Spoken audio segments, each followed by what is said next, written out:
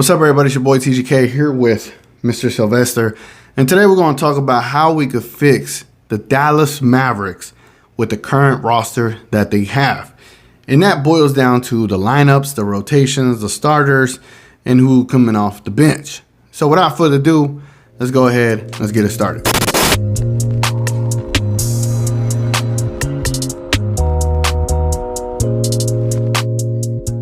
So the very first thing that we need to address is who is starting for this team right now, because the way Mr. Jason Kidd is running lineups out there, oh brother, this guy stinks. It makes me scratch my head every single time I see the lineup that he puts out there. So we need to address that very first and foremost, right? And then once we do that, we need to get all of our minutes organized. So we have 240 minutes to play with, as long as there's no overtime, and we need to figure out how we're going to spread those minutes around, and we need to level out how many minutes what players go with, and how we could balance out defense and offense. You need to have enough firepower and enough defense in each lineup. You can't just go all offense and you can't just go all defense. So with this lineup construction that I have, with this minute distribution that I have, it should be a major help to Jason Kidd's lineup issues. Now, what you're going to see in my lineups are a little more traditional in a sense, and it's only going to be a little more traditional because we don't have a bona fide third ball handler. But this alleviates that with the way I construct the lineup. So without further ado, let's go ahead and get into who are my starters. Want to come down? You want to get down, Chubby? All right, so my starters for the Dallas Mavericks are as follows. We have Luka at the starting point guard spot. We have Josh Green at the 2. We have Dorian Finney-Smith at the 3. We have Christian Wood at the 4. And we have Maxi Kleber at the 5. So let me explain this starting lineup. And so the whole purpose of that lineup is you have your ball handler and Luka Doncic. You have your other shot creator somewhat, you handle the rock, Christian Wood, and then you have a playmaker in Josh Green who can also provide some defense. You have Dorian Finney-Smith, who is your 3-and-D guy and probably your best defender on the team. Then you have Maxi Kleber, who does a pretty good job at blocking shots and protecting Christian Wood on the defensive side. So that team is a mixture of everyone can shoot, everyone has an ability to do something offensively, and you got at least 3 to 3.5 good defenders on that team. But most importantly, we are not going to have stretches where we make Spencer Dinwiddie unusable, starting with Luka. And I was listening to the Mavs Outsiders last night, which I came up with this thesis over the weekend, but I happened to hear his podcast, and Bibbs was saying that Spencer needs to go on the bench, and that is literally the same sentiment I have. I do believe he needs to go on the bench along with Tim Hardaway Jr.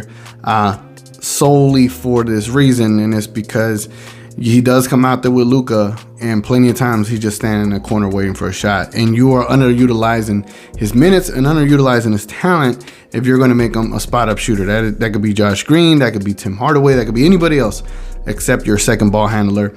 And this alleviates the whole need to always have a second ball handler with Luka. When you have Christian Wood out there starting with him, that does alleviate that in a sense. And also Josh Green can make plays, as you saw what he did in the Knicks game. He drove to the basket, got Luka an easy look. I don't think Luka's ever had an easier look other than what he did to Brown against the Cavs last year. Now, before I get into the minutes distribution, this is going to be the quote unquote bench team, which I hope people understand that you don't just sit all your 5 starters and then put all your bench in, right? This is just going to be the players that's going to be coming off of the bench predominantly with the most minutes. So off of the bench, after the 5 starters, you have Spencer Dinwiddie, Tim Hardaway Jr., Bullock, Dwight Powell, and JaVale McGee. As far as the minutes distribution goes for that, we'll get to that here in a bit. But with that lineup, you're not necessarily going to see that lineup too much. I would say you're going to see that lineup to end the first, maybe to start the second with, until your starters actually come back. So they all go through these motions, right? Your starters come in, and then they go out minute by minute, and you got your bench players that come in one at a time, minute by minute. It just depends on how the flow of the game goes. It depends on foul trouble. It depends on quite a bit of variables.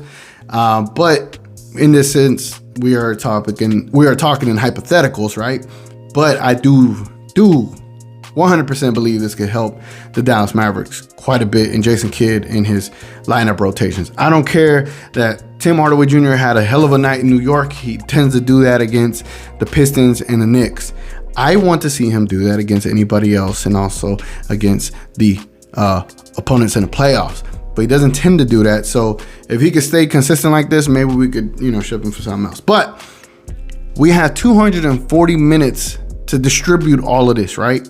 So besides the benched players, I also have Kemba on here, and I have Jaden Hardy. I don't have any minutes for Bertans, but in certain situations, maybe you could leverage off Kemba and Hardy to put in Bertans if you need more shooting, or you could just completely take Kemba off and give all the minutes to Hardy. But we'll get to that in a minute. So I'm probably gonna put this on the screen somewhere. So the way I would like Luka to start out the first quarter, instead of playing the whole 12 minutes of the first quarter, which I don't like that kid does that, how about play the first 10?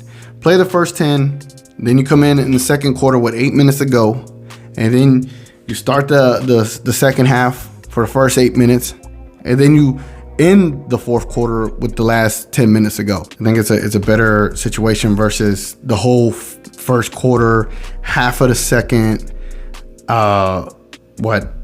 majority of the third, and then majority of the fourth. Like, it's not conducive to keeping Luka fresh, and it's counterintuitive to what we're trying to accomplish. And what I'm trying to accomplish right now is to alleviate Luka with so much ball handling responsibilities with the way I'm gonna distribute these minutes. So the next player is Josh Green. Josh Green is gonna play 7 minutes per quarter for me every game. 28 minutes total. My bad, I know I didn't say it for Luka, but Luka is at 36 minutes. Got Josh Green at 28 minutes, 7 minutes a quarter. I don't care where you put him in, flow him in and out, 7 minutes a quarter. I don't want to hear any other excuse moving forward. The guy does quite a bit for you. He is part of several lineups that are in a plus rating for your team. So net rating, Josh Green needs to be on that basketball floor. Next, I got Dorian Finney-Smith with 34 minutes in a game. So you're going to give him 8 minutes each quarter for the first 3 quarters, and then you're going to let him end the game with Luka with the last 10 minutes of the fourth. You know what he gives us. He doesn't give us anything else outside of a three-point shot and a one-handed slam dunk and a great defense. I wish at this point he was able to give us something else, like a floater, a midi, something.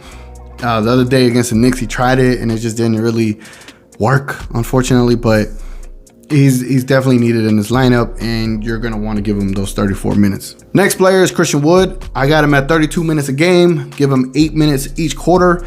And however you want to distribute it, whether he's at the 4, at the 5, Jason Kidd can mix it all up however he liked, but this is the best situation for us. We're giving our best players the most minutes with Luka on the court, and that's how I would like to weave those minutes in and out when it comes to like sitting players and bringing them back in.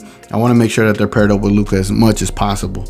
And also when he's not on the court, give a little staggered minutes with Dinwiddie and Tim Hardaway Jr. And in my starting center spot, I got Maxi Kleber at 20 minutes per game. 6 minutes to start the first, 4 on the second, 6 in the third, and then 4 in the fourth. Depending on how he's playing and depending on how Dwight Powell's playing, you can either give him more and shave off some minutes from Dwight Powell in the fourth. It's really entirely up to the game flow to me. I believe Kleber, Powell's, and McGee's positions are all going to be based on matchups, and they're going to be based on how they're performing. So for the most part, Kleber can start, but depending on who's your opposing center, you might need Dwight Powell or you might need McGee. Either way, overall, in the long run, we're giving the players that we deem the more capable players at that position to be starting with the best players at that position. So that's how I'm approaching this. I got Spencer Dinwiddie at 28 minutes. We got him at 6 minutes in the first, 8 minutes in the second, 8 minutes in the third, and then 6 minutes in the fourth. For that, again, we're trying to stagger the minutes between him and Luka whenever Luka is sitting, and we definitely want him to play a little bit with Luka, but we also want him to run the offense when Luka is resting, and this formula allows for that to happen, and it gives Spencer Dinwiddie even more abilities to be more aggressive, to find players. He almost had a triple-double against the Knicks, so he's capable of dishing out the rock. And again, it doesn't have him in the corner just wasting minutes away. Definitely a great shooter this year, shooting at a high clip, and that is due in part to Luka finding him open, but he has been creating his own shot. And you kind of want to give these players that have those capabilities to have that opportunity to go and create versus just holding them back because you're waiting for Luka to come up with something, which I'm not mad at Luka coming up with something, but give Spencer Dinwiddie that opportunity to show you what he got. And he can definitely show you a lot more when you're staggered their minutes a little bit differently to where you're not killing Luka. Okay, hear me out here. Next up, I know he's on fire, but Tim Hardaway Jr. is going to be playing 20 minutes, coming straight off the bench, 5 minutes per quarter. Wherever you want to put him in the lineup, you could take him out for Green, for whomever, right? 5 minutes a quarter. Because the thing is, if he gets hot, great. If he doesn't, at least we only played him 5 minutes. So it's Tim Hardaway Jr. I know the last 3 games have been a mirage in a way. I have learned to not get caught up in that. I pray that this is a different Tim Hardaway Jr. revenge season, whatever we want to call it, and we see a whole different Tim Hardaway Jr. But I already know what this might look like in the playoffs where he's not making his shots. Again, it's real roller coaster, right? He goes up and down with his shots. As you've seen, he's gone 0 for 7, 0 for 5 from 3 a couple of times. And then in the New York Knicks game, he went off. So 5 minutes a game, 20 minutes a game, I think is doable for him in a 6-man role for sure. Next up is Bullock and Dwight Powell. I got them both at 12 minutes, 3 minutes per quarter. I know sometimes there's going to be teams that play a player for 6 minutes in one quarter, then 0 minutes the next, and then 6 minutes in the quarter after that, and 0 for the last quarter. I would like to just keep having these players staying warm enough instead of like not even activating them for a whole quarter. You give those players, depending on how Bullock is doing, you got a 3-minute window to see what he could do for you, right? And I know he was a great starter for us last year. I know he's been a great player for us before this season started. He still has quality to him. He still can make a shot, at a 29% rate. But right now, it's not a starter rate, and he should not be starting. And Josh Green has elevated so much so that we do not need him playing 37, 38 minutes a game. When you have another player like Josh Green that could fit in his role perfectly and be able to create quite a bit more than Bullock can, because Bullock is a 3 and maybe a layup type of player when Josh Green could go dunk it, create 180 degree passes to the Bertans, or 180 spin move layups. So, Josh Green is a super athlete on this team, probably the most athletic player on this team, and you need him on the court more than you do Reggie Bullock. Same thing for Dwight Powell. 12 minutes I think is fine right there for him. He gets a fit in his role. Either you could play him the 20 minutes and take Kleber's minutes, or you could reverse it and have Kleber play his 12 minutes. It's really interchangeable. It's just Kleber gives you that shot blocking capability and the threes, and he's a better backside defender for Christian Wood as opposed to Dwight Powell when you look at the stats and the analytics, okay? Then my last 3 players, we got McGee. I got him at 8 minutes. 2 minutes per quarter.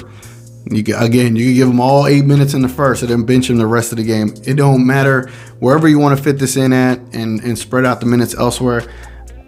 Just by the way he's playing, no disrespect to any of these players. It's just this is how I would roll with it. I think McGee in spurts is really good the way the Phoenix Suns used him. And I think we need to use him in that same fashion because he is currently not a starter level player.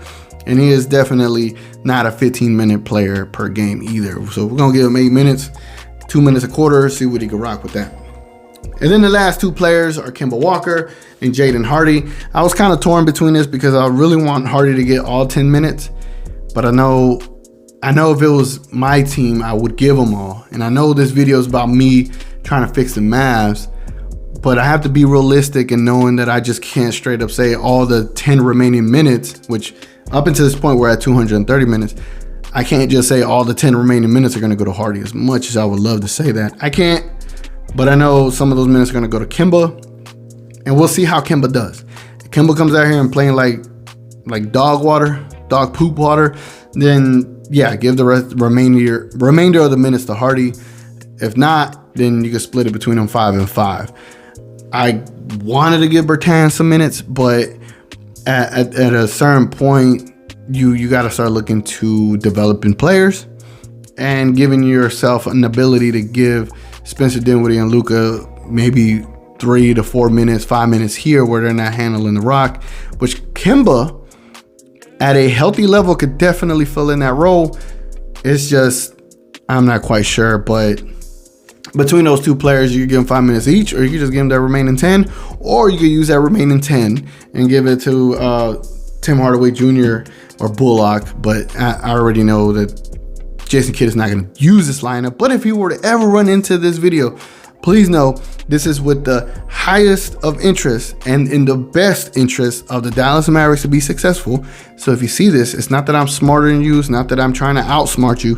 It's just I think this is best for the Dallas Mavericks, and it alleviates the ball handling responsibilities, and it gives you more balance when it comes to who is on the court and who is off the court. So let's talk about the last thing to end it off here. Let's talk about how these rotations are going to go and how you maintain enough firepower offensively and enough defensive players throughout these shifts in the lineups, right? It's kind of like hockey. You got your lines. It's kind of how I looked at it in a way.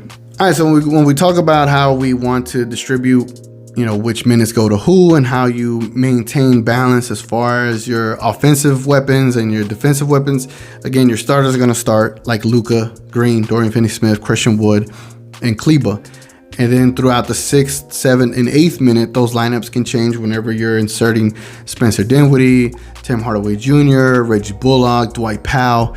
And then like the final 2 minutes of the first quarter, that's when you can insert McGee and have like this little window of McGee ends the second quarter and starts the second quarter, again, for a short 2-minute period. So it'll be 4 minutes consecutive, but at least you're giving your other players enough rest time, like Christian Wood and Kleba, to rest enough. That way they could carry the rest of that second quarter to end off the half. And you can kind of mimic that in a way at the end of the third quarter going into the fourth quarter as well.